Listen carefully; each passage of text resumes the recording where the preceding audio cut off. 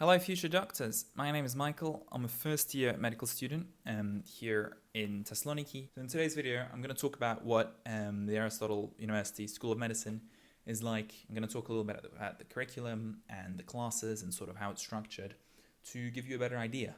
Maybe you're coming here next year, maybe you're interested, maybe you already admitted, in which case, congrats. But I thought I'd just introduce it and hopefully I see you next year. And hopefully I see you here next year.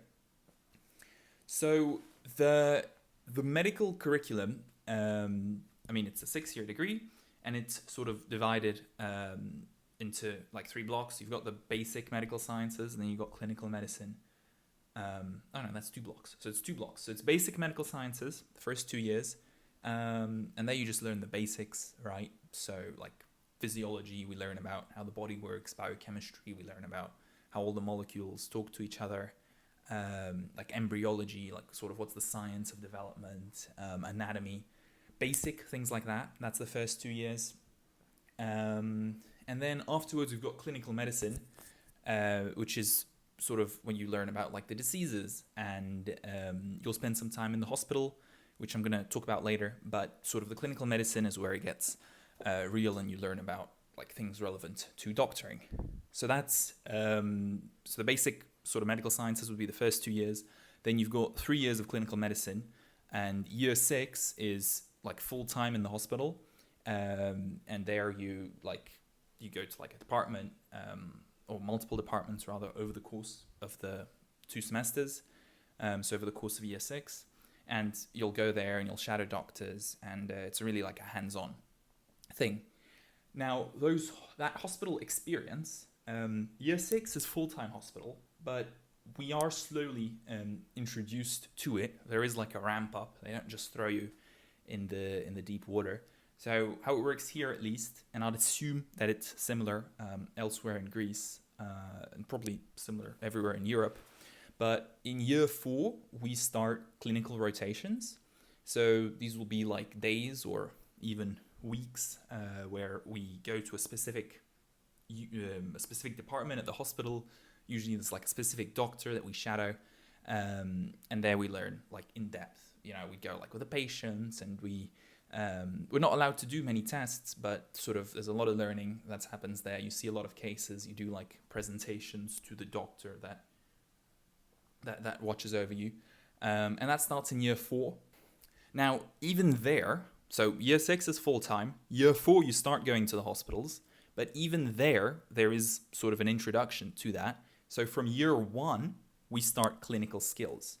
That's a course, like a class that we've got. We had it in the first semester. We had like basic clinical skills. I'm not quite sure what it's called. And then later on in future semesters, we're going to have more clinical skill classes. And basically we learn clinical skills, right? So like the hands-on, the practical things. So we had this in semester 1. Now I'm in semester 2. We don't have this in semester 2. Semester 1, we had it, and there it was like, how do you give injections? How do you draw blood? How do you wash your hands? It's actually quite technical, right? Because you got to wash your hands correctly so that you can then scrub in clean. It doesn't help you scrub in if you're dirty.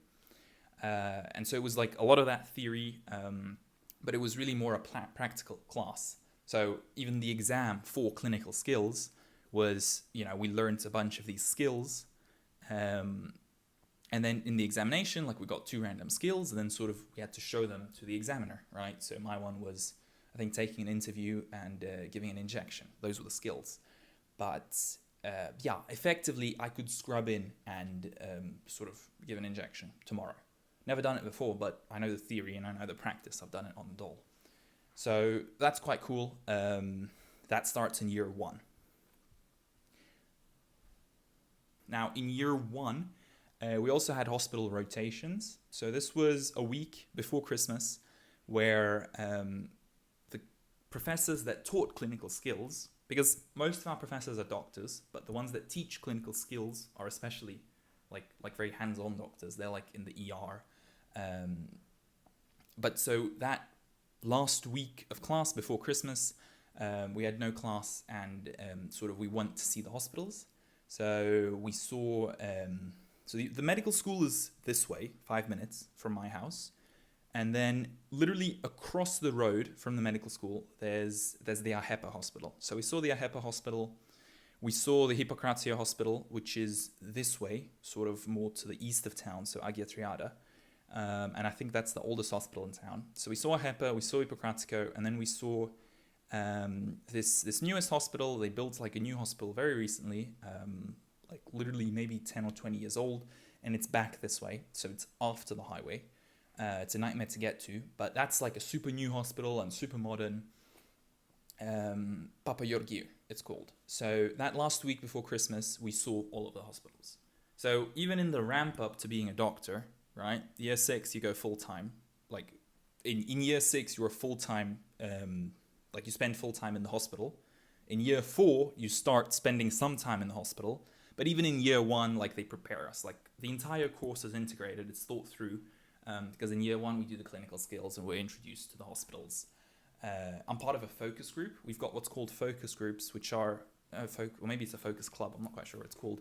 But it's basically like a student group that was created around a specific topic. So I've joined the cardiology one. It's basically all cardiology enthusiasts. I want to be a heart surgeon.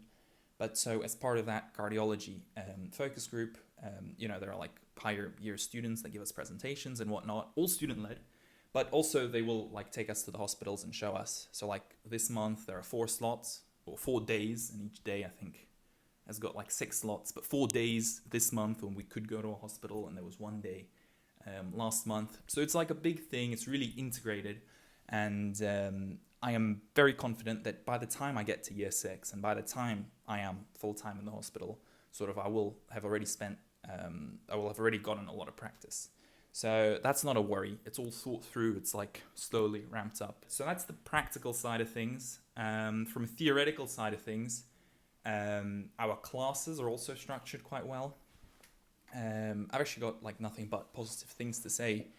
But so our classes are structured well. We've got what's called general classes, which would be 1 semester, and that's sort of like an introduction to the real class, which is cool because some people like went to university before, but that's like a small percentage of the total amount of students. We've got 60 students per year, and I'd estimate no more than 5 to 10 of them have a previous degree. So most of us are fresh out of high school or fresh out of the army, because some people have to do that. But so most of us obviously like don't know what's going on. And so that's where the general classes come in, which is like an introduction to the real class. So semester 1, we had general biochemistry, we had general anatomy, we had general biology, right? So the general biology would be an introduction to, we don't have biology now in semester 2, but we'll have embryology later on. And so we'll have biology related things. So I'd imagine that's what general biology introduced us to. We've got anatomy 1 now, where we learn about like the bones and the muscles, but general anatomy was an introduction to that. So it was like a very high level overview, like a macro, learning all the cool anatomy words, right? Like what's a pronation and a supination and a flexion and posterior and anterior. That one was actually really cool because every class or every 2 classes, there was a different professor, like heart surgeons and brain surgeons and like lots of like people that would come in and they'd give 1 class or 2 class, which was a general overview on their specialty, and then move on. So that was cool. We had general biochemistry as well. So biochemistry is a big thing. It's like we got biochemistry 1 in this semester. We'll definitely have another one next semester. I'd imagine there's a biochemistry 3. Maybe it's called clinical biochemistry. And then on top of that, so we're introduced to the practice, right? Like there's a ramp up to the hospital days. We're introduced to the theory. There's a ramp up to the theory. But then sort of the course curriculum is also quite holistic. And what I mean by this is that it isn't just like science and like hard medicine, although it is mostly that. But there are also sort of how would you be like a better doctor, right? So like these holistic subjects. I'll just give examples. Semester 1, we had medical history, which was like the history of medicine, and that was really cool. We started off with the Greeks and like how medicine started, and then we moved on to the Ottomans and the Byzantine and the 18th century, the 19th century, the 20th century, the 21st century. That was really cool to see how it developed. especially you contrast then and now, right? Like, it started off with the Greeks, and they had this god of healing, Asclepius, and they had temples for him. They called the temples Asclepieia. So in these Asclepieia, they would like pray and leave offerings, and then the priests would heal them, but all in the name of Asclepius. And then, in the Byzantine period, they were like the church set up hospitals. So like that was like a big move because healthcare became free all of a sudden. And then you see how it evolves, like especially in the last 100 years. So that was really cool. Especially, I think my favorite favorite period that we covered in the history of medicine. There was a cool one on Alexandria, which is basically like Egypt. And what was really interesting in Alexandria was that for a long time, doctors were not allowed to touch dead bodies. It was like unholy and whatever. But there was some brief moments of history when they were allowed. And usually there was like a lot of change that happened after that made a lot of great discoveries. So one example would be the Renaissance. They were allowed to do dissections. And another example was Alexandria, and that's why in Alexandria it's like they came up with so many cool things, and they debunked a lot of theories. There was like Hippocrates and some of these like older guys that had theories about medicine, but they didn't know a lot because they weren't allowed to cut people open, or they didn't do it much. But Alexandria was a really cool turning point. It was like this age of intellectuals. It was like the Renaissance, but it happened before. So that was a really cool part of history of medicine. Then this semester we've got medical informatics, which is like all of the tech and IT surrounding medicine. I personally am not too much of a fan of it. It's all right, but I guess you can't have all of your classes be incredibly interesting. So that's that. Oh, we've also got English medical terminology. This one's great. I'm going to let you in on a secret. This is one... So... like when you hear all these doctors talk, right, it sounds very complicated and they're using all these big words. But here's the catch. It's actually not that hard. Like those big words are composed of little words or little word fragments. And the entire big word makes sense when you know what the little words mean. And so that's the entire premise of English medical terminology, where we learn about like the roots and the origin of those words so that it makes sense. I'll give you an example. Something like pericarditis, right? So, if you're not a doctor or if you're not a medical student, maybe you don't know what this means. And you look at it and it's a big word and it's scary. Well, so peri, right? The prefix, like that first part of the word, that means around. So you'd think perimeter, right? Like around the shape, the perimeter. So peri means around. Then you got card, like that's called the root of the word. But it comes from cardiac, right? So like heart, it's got to do with the heart. And then itis would be an inflammation. So think tonsillitis, right? That's inflammation of the tonsils. But so when you put that together, pericarditis, then you know that it's an inflammation around the heart, right? And so it's this big word, it's complicated, but then you break it down and it makes sense. So that's why I quite like English medical terminology. I think everything sort of makes sense afterwards, and there's like all these big words that like seem really cool. It's like you're part of the club now because you know the doctor's words. On top of that, I think the question that might be on a lot of our minds. So I'm not Greek. I don't have an ounce of Greek blood, although I was a demigod, a Greek demigod in my past life. But I didn't speak Greek before I came here, and a lot of my fellow students don't speak Greek. Probably like half of them don't know Greek. So what's cool is that they give us Greek classes. So we got 60 people, of which I'd say about 30 don't speak Greek. And then of those 30, there are 2 Greek cohorts, like 2 Greek classes of 15 people each, where they teach us Greek from basics, like the Greek language, but really like geared towards medicine. So that's great because when they send you to your hospitals full-time in year 6 and part-time from year 4, at least you know what's going on and you can talk to the patients and you don't need a translator. But that's really great. We start from basics, you learn the verbs and you learn the nouns. It's like learning a new language, but it's just very medical. oriented. In fact, it's really cool. This is our like textbook, right? This is the second one. So we had the first one. Actually, it's more of a workbook. So this is the second workbook, PKFI Vio 2. And we went through the first workbook like earlier this year.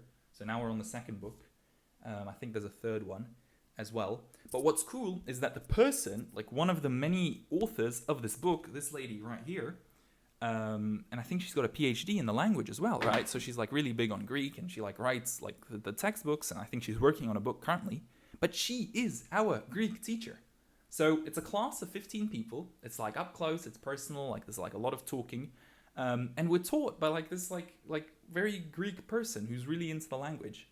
And so that's quite cool because I've learned languages in the past. I learned French, but you know, I've never been taught by a PhD that publishes books. So that's really amazing. Greek classes are great. Every Thursday, 4:30 to 7, my group. I think the other group might be an hour earlier. But that's cool because sort of it's like it's all integrated, and then you're ready for the hospitals and we learn the medical words. And it's really great. It's a fun experience. You're here in Greece, you're here in Thessaloniki. You know, I go to the farmer's market every Tuesday in my area. And they sell like fresh fruit and veg and like, you know, fish from the Mediterranean Sea and eggs from the farmers. But, you know, it's cool to go there and like try to speak to them in Greek. And you go to a coffee shop and you try to speak in Greek. You know, it's all part of the experience, all part of living here. And so that's great. I really enjoy our Greek classes. But yeah, that was a broad overview of what the curriculum at the medical school here is like. I'm a first year medical student. I'm in my second semester. So I know a bit, but I don't know a lot. Yeah.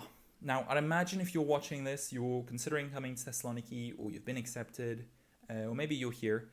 And if you are considering on coming here, then good luck. And if you're here, then great, I'd love to meet you, or especially if you're coming next year. But I've got a bunch of free resources. I've got a free, just like a little guide I put together with housing. Housing's a nightmare here, so just like to find where you want to live. I'll put that somewhere in the description or maybe in the comments. But like I can email you that. I've got a guide with my favorite restaurants. There are 5 really cool restaurant spots here. I've made a guide with that, and it's got photos. Just so that, you know, when you come here, you enjoy it from day one. And then I'll attach my Facebook or some way of finding me. Maybe you're taking the exam or you're considering coming next year. I'd love to answer any questions, and I hope to see you here next year.